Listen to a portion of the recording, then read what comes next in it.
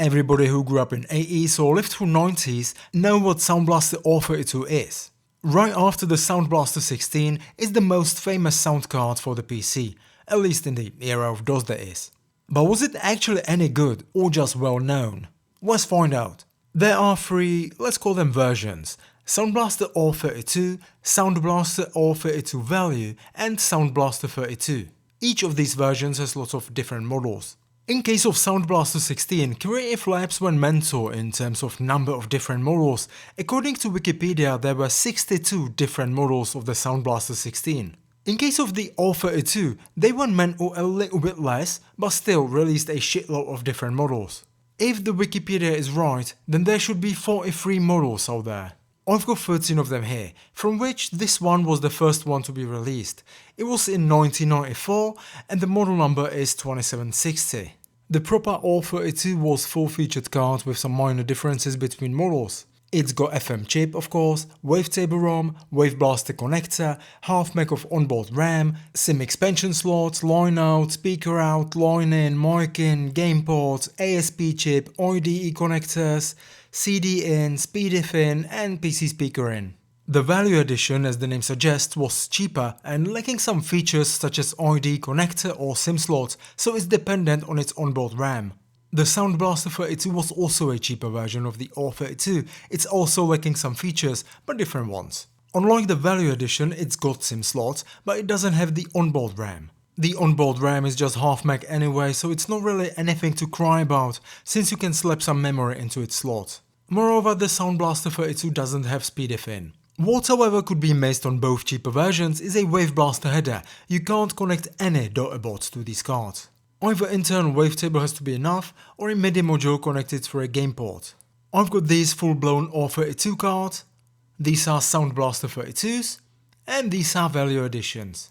Later on in the review I'm gonna compare all of them in terms of sound quality, compatibility in games, and features. Some models are plug and play, they have to be set up using a driver. Non-plug and play cards have to be set up using jumpers on the card, naturally. All models have some sort of FM synthesis chip, some use Yamaha's OPL and some use Creative's own CQM, which stands for Creative Quadratic Modulation. People usually trash CQM for not being faithful to Yamaha's OPL or being generally rubbish, but I don't think it's that bad, it just sounds a bit different.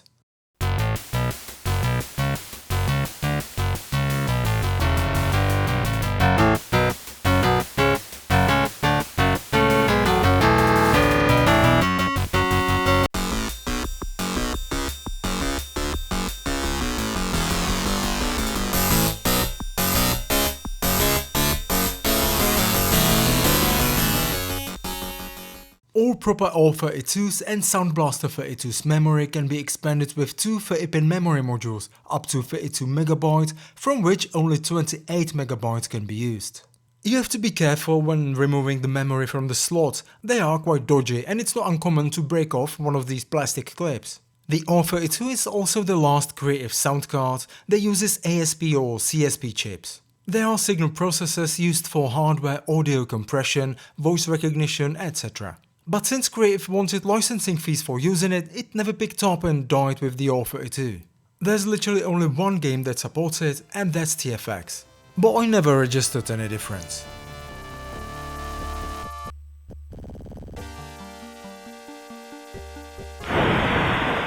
Missile launched!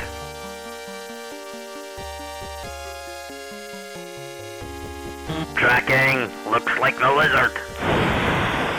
Missile launched!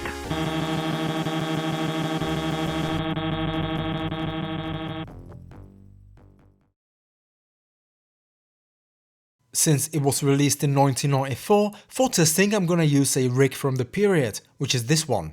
It's a Pentium 1 motherboard with wire chipset and Pentium 166 MMX. The installation program comes on either diskette or a CD. It is a standard Creative look, just select where you want to install the driver, what programs to install, it adds some stuff to the configs and auto-exec and Bob's your uncle. If you want to use the card in Windows 3, just select the directory Windows is installed in and it installs the driver as well. Whatever game works in Windows, you get the sound and MIDI.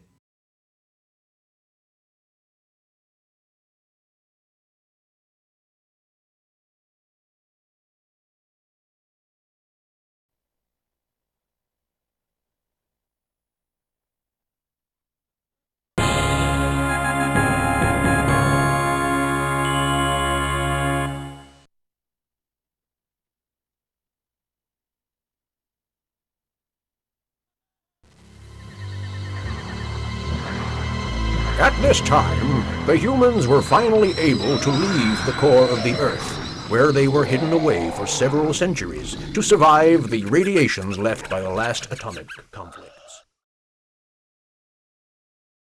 Now the MIDI was the main attraction of the AWE32. It's basically a Sound Blaster 16 with added wavetable. However, as the Sound Blaster 16 was very easy to work with, the AWE32 wasn't all rainbows and unicorns.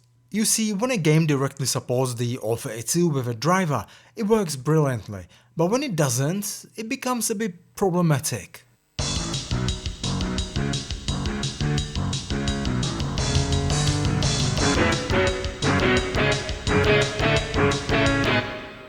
The problem with the AWE32 is it doesn't work as a standard general MIDI or MPU for one compatible device. The AWE32's wavetable uses port 620 by default, and the port 330, which is needed for general MIDI to work, is reserved for its Wave Blaster connector or MIDI/game port connector. So unless you've connected a daughter board or some external MIDI device, the port 330 doesn't do anything.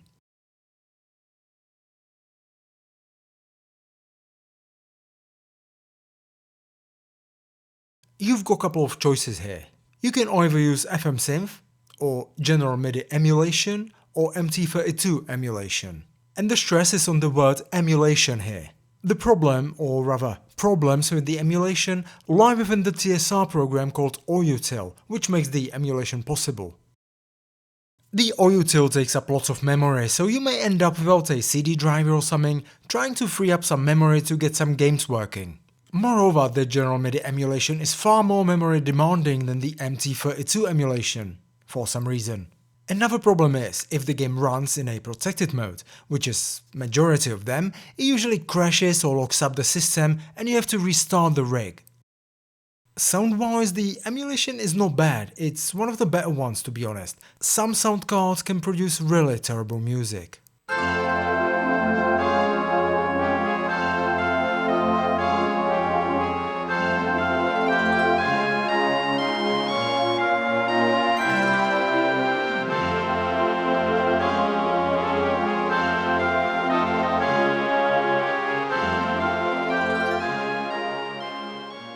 Another problem is the added memory usage under DOS. If the game's got an AWE32 driver, it connects to the port 620 and uses wavetable from the onboard ROM, that's fine. However, there's no way to load a different sound bank to the memory and use it with an AWE32 game driver. You can use AWE32 to load a sound bank, but it works only for General MIDI or MT32 emulation. Moreover, there's no way to load a sound bank in a civilized way. By default, the AWE32 loads a file called synthgm SBK for General MIDI emulation and synthmt SBK for the MT32 emulation. So to load a different sound bank you need to replace one of those default banks with a new one and then it works. Due to this workaround, it doesn't recognize SF2 sound banks under DOS. Speaking of the MT32 emulation, I've tested every model for being potentially compatible with the MPU401 intelligent interface. I didn't expect any of the cards would be, and they weren't. The emulation doesn't work with the Sound Blaster 32 because it lacks onboard RAM. If you want it to work, you need to populate memory slot. The FM Synth works perfectly fine. Well, perfectly fine in most games. Some games have minor issues and some games don't work at all, depending on the model.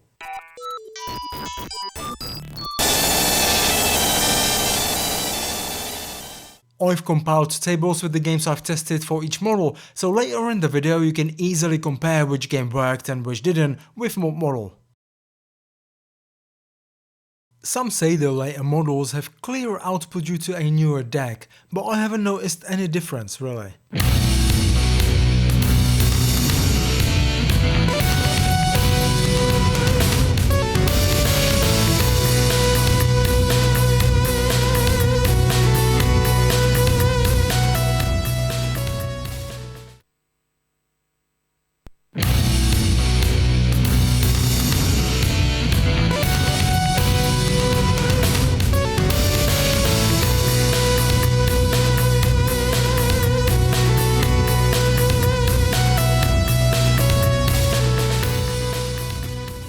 The DAC is a standard for the time, 16-bit 44kHz stereo. What I've noticed though is how much rubbish the cards are able to pick up on the way. I've got this rig right next to my main computer and it picks up all sorts of noise from there with the AWE32. Turtle Beach or Gravis cards don't do that. I've measured each model and they were all somewhat similar, some better, some worse.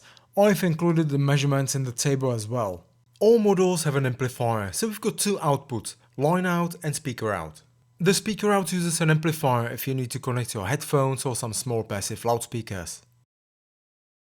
As well as the Sound Blaster 16, the AWE32 comes with Mixer Set program, which allows you to control volume, bass, treble, etc.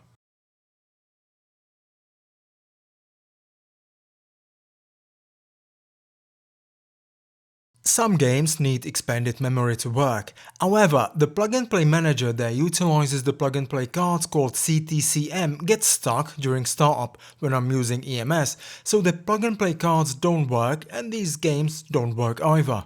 But since we are in the future, we've got Unisound Utility which utilizes the plug-and-play cards without a problem, and then these games do work. But in the past, there weren't such programs, you were dependent on the manufacturer's drivers, so technically these games don't work, even though they do nowadays. Do you know what I mean? Also, I found out that Unisound is not almighty either. Some games, such as Abuse, detect the card but the sound doesn't work. After the installation, the CTCM plug-and-play manager chooses some weird port, IRQ and DMA values, so you need to manually edit CTCM CFG file and change these values to some sensible ones.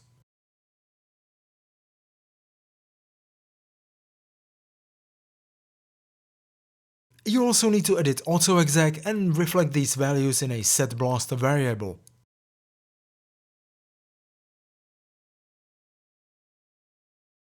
Speaking of plug and play, some models became sometimes sort of overwhelmed or whatever and played Doom, specifically Doom, like this. After the restart it was perfectly fine though. On the flip side, non-plug and play models couldn't handle some older games at all. It sounded similar but restarted an AWE, no different drivers or different settings.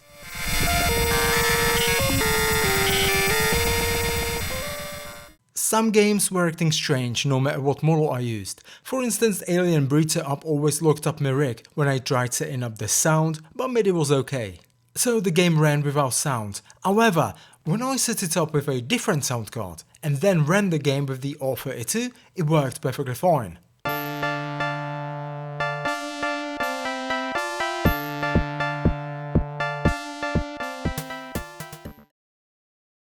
This was the first AWE32 card, so it's not plug and play, but it's fully equipped. Some games didn't work properly, like Budokan, Future Wars or Indiana Jones, so I marked them as not working in the table.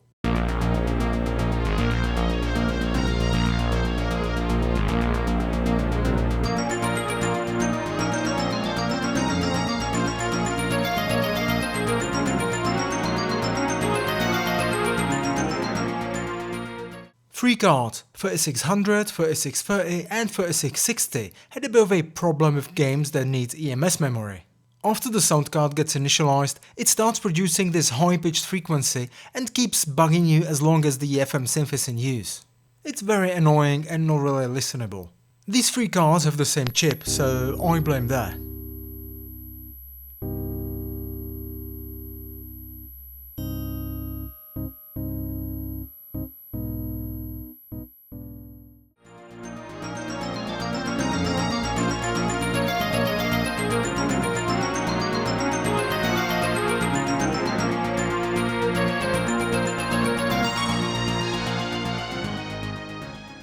This one's not for testing, it's just a sort of rarity.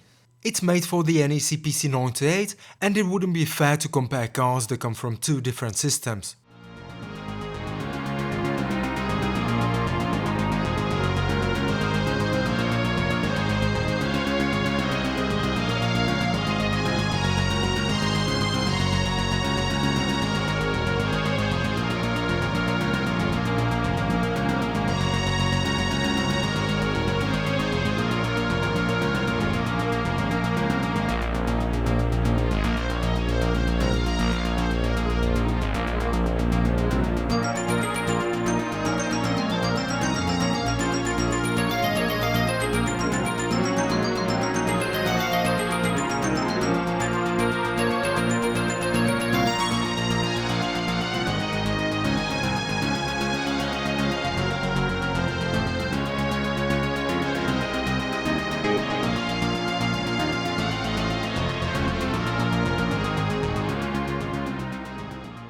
This card is a bit special, but not in a good way. It's the AWE32 value, so it lacks SIM slots. However, it also lacks an onboard RAM, so any attempt to get the emulation working is futile, and you can forget about General MIDI or MT32.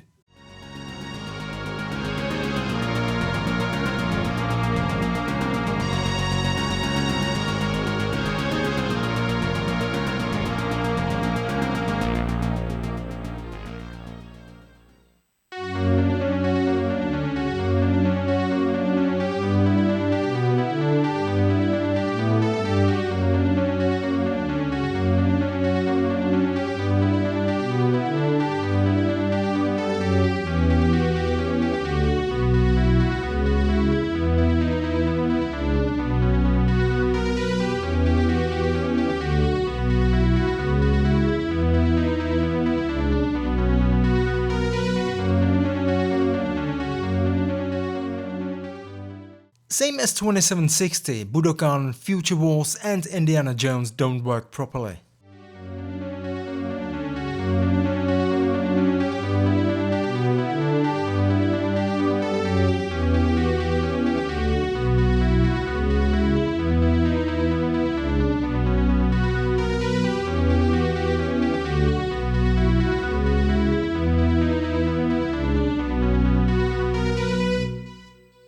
Again the same as the 2760 and 3900, but this time even Heimdall had the same issue.